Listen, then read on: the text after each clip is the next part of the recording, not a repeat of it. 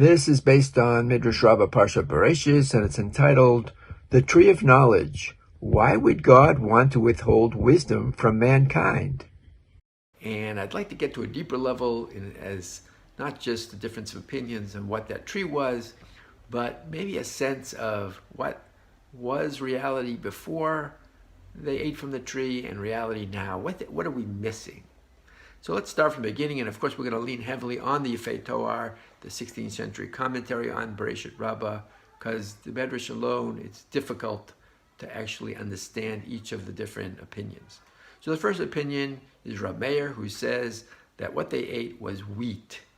Now wheat was associated in those days with intelligence, because there's a common saying that if somebody wasn't intelligent, meant that he probably didn't eat bread from wheat yet. So this of course raises questions.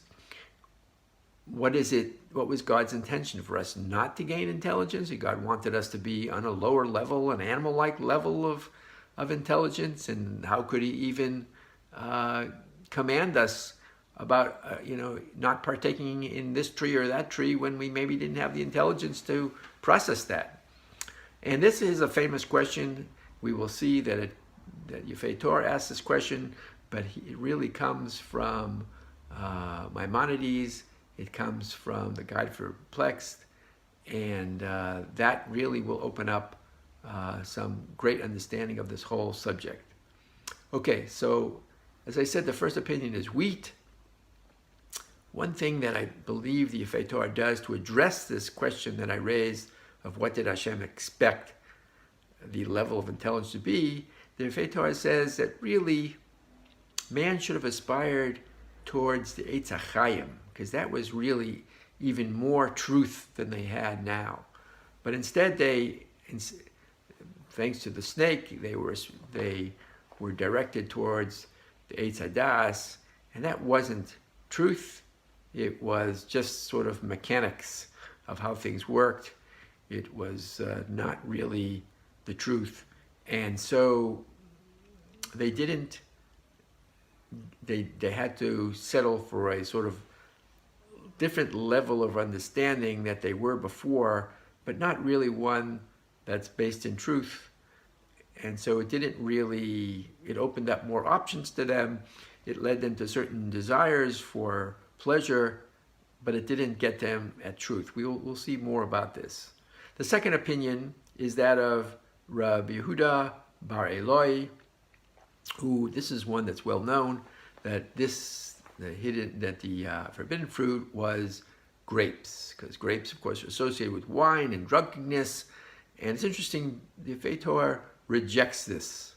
And he rejects it based on the Ramban, Nachmanides. And why? Because the Ramban says, if you look at the psukim, it really doesn't make sense, because we are told that the snake said to Adam and Chava that we would be like God.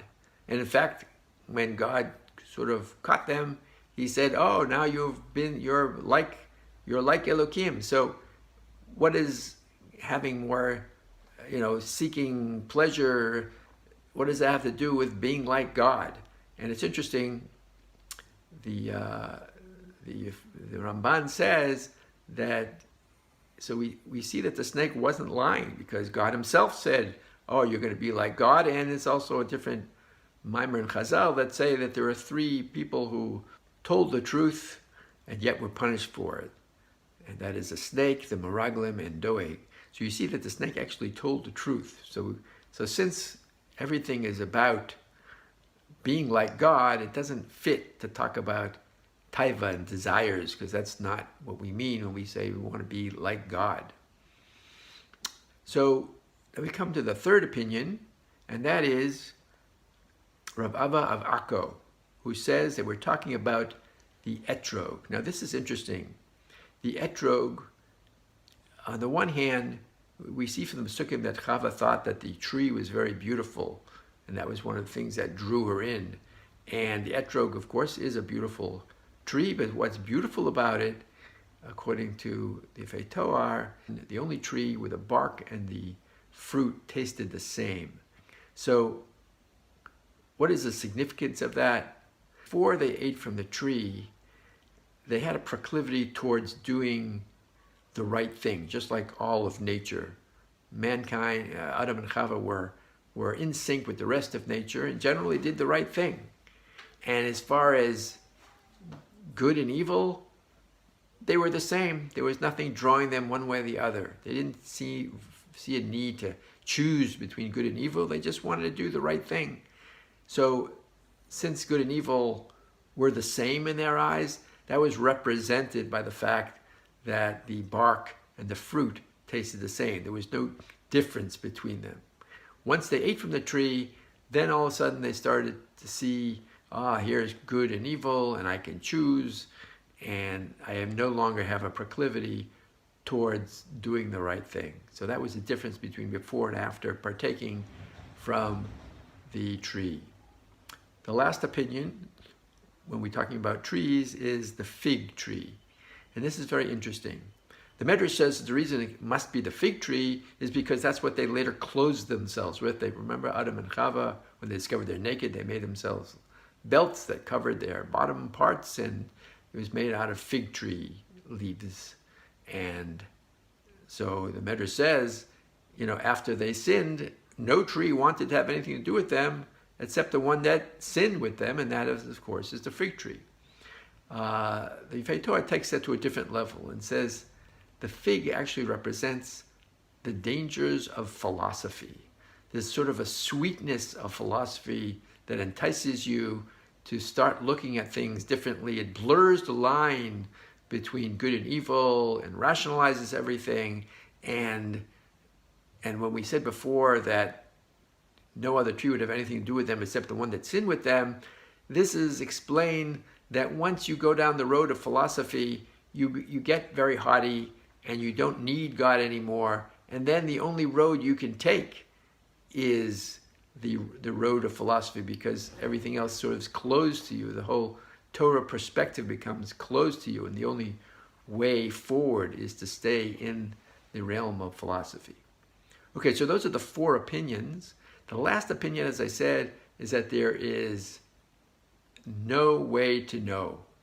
And the Midrash says something very interesting. If a woman sins with an animal, we stone both the woman and the animal, because even if the woman has been stoned to death, we don't want people pointing to that animal in the marketplace and say, oh, that's the animal that so-and-so sinned with. So in order to protect the honor of the woman, even though she's already dead, we kill the animal as well. Okay, so if we worry that much about the descendants of Adam, so we're going to worry about Adam's kavod as well. So we're not going to reveal ever which tree it was. And since Adam and all of mankind would be embarrassed if people pointed to some tree and said, oh, that's the one. And even God, we're protecting God's honor because we're all made in the image of God. So what's interesting here, and I'll conclude with this, is that the Yifei Torah brings in the Moreh Nevuchim, the Maimonides' Guide to Perplex, to explain this. See if I can make this connection clear.